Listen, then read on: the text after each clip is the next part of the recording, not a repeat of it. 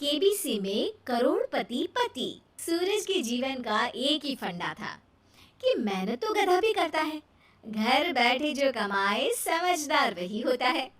इसीलिए उसने कभी नौकरी ही नहीं ढूंढी। इस बात से हालांकि उसकी पत्नी शिखा बिल्कुल भी अग्री नहीं करती थी, पर फिर भी सूरज को समझाना बेकार था। टीवी में कैसे बनोगे करोड़पति का ऐड देखकर उसे लगा कि बस अब तो घर बैठे ही वो करोड़पति बन सकता है, और उसके पीछे उसने अपने सारे सोर्सेस एक्टिव कर दिए। 2 हफ्ते में उसके कलीग के साले के पड़ोसी के बेटे का सोर्स निकलता है जो कि उसे शो में पहुंचा सकता है, और सूरज उससे मिलने चला जाता है। अच्छा, तो हमें मुकेश जी बता रहे थे कि आप हमें शो में पहुंचा सकते हैं। हाँ, उसमें कोई तकलीफ नहीं है।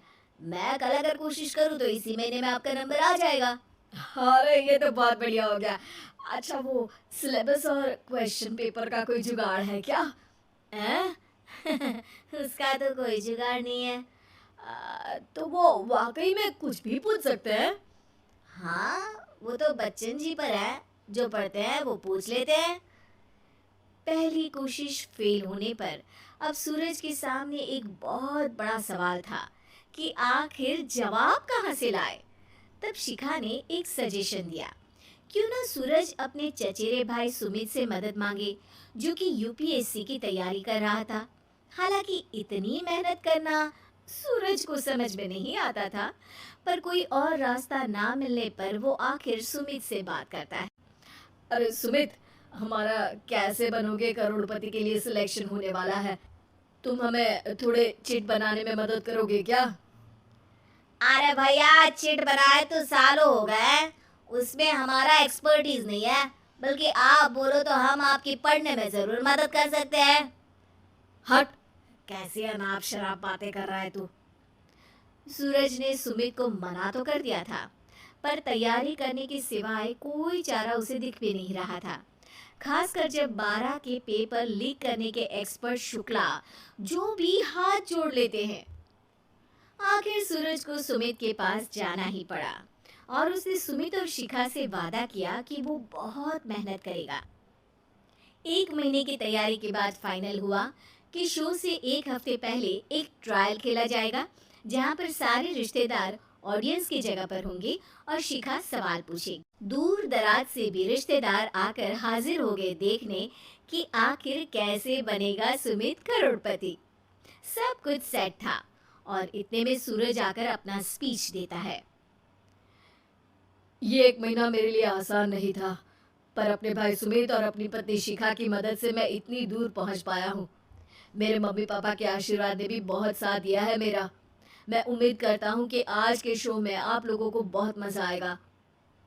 साक्षी पहला सवाल पूछती है, और पूरे कमरे में सन्नाटा छा जाता है। इंडिया में कितने स्टेट्स हैं? 3, सॉलिड, लिक्विड और गैस। अरे रुकिए, तो ऑप्शंस तो देने दीजिए। इतने में 5वीं कक्षा का चिंटू बोल उठता है, अरे क्या मामा, आप तो पहले सवाल पर ही आउट हो गए। अरे बेटा, पहला सवाल तो ट्रायल होता है ना। अरे तुम अब देखना। देखने जैसी बात तो थी ही। सूरज को इतना शांत किसी ने नहीं देखा था। कभी कभी तो लगता था मानो सूरज आंख खोलकर ही सो गया हो। मामा जल्दी करो प्लीज, कल सुबह पनवेल भी तो निकलना है। अरे हट, कंसंट्रेट करने दे मुझे। 3 सवाल में 3 लाइफलाइन खत्म हो चुकी थी, और अब चौथे सवाल पर भी सूरज का मौन नहीं टूटा। पर सूरज अभी भी हार मानने को तैयार नहीं था। उधर हर कोई सूरज को छोड़ सुमित को देख रहे थे। आखिर सुमित ने ही तो पढ़ाया था सूरज को। गजब बेइज्जती है यार। अरे बेटा, तो बाप का, दादा का, भाई का, सबका नाम बुड़वाएगा। अरे 3 लाइफ लाइन ले ली तो भी तेरा कुछ नहीं होना है। अरे कोई इतनी बात करता है क्या शो पर? अरे बेटा, शो पर तेरे जैसे भी तो नहीं आते ना।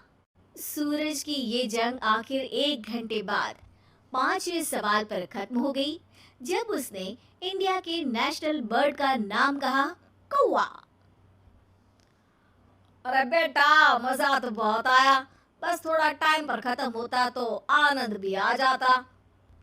ताने बारिश के बूंदों की तरह बरस रहे थे और सूरज को भी समझ आ रहा था कि ये करोड़पति बनना शायद उसके बस के बाहर की बात है। पर वो आखिर ये बात मान कैसे लेता? वो सख्त लौंडा जो ठहरा, उसने सोचा कि बेइज्जती तो हो ही चुकी है, पर अगर मैं हार नहीं मानूं तो शायद कुछ हो सकता है। शिखा तुम देखना, असली शो में आग लगा दूंगा, आग। करोड़पति बनूंगा मैं, हाँ। सब्जियां खत्म हो गई है घर पे, ले आओ। पहले पति बन जाओ, फिर करोड़पति बनना। अरे गजब बेइज्जती है यार। बेटा, अभी तो घर पर ही हुई है, 1 हफ्ते में तो तुम देश के सामने करवा कर आओगे। वैसे जब टीवी पर जाओ ना, तो बस अपने मम्मी का ही नाम लेना, ठीक है? कोई पूछे तो बोलना कि पापा नहीं है मेरे। अरे पढ़ाई की, पेपर निकलवाए, इतने सारे लोगों को खाना खिलवाया, क्या फर्क पड़ा? इसीलिए मैं कहता हूँ कि मेहनत तो गधा भी करता है, घर बैठे जो कमाए वही सिकंदर। लेकिन मामा, गधे भी जानते हैं कि हमारा राष्ट्रीय पक्षी मोर है।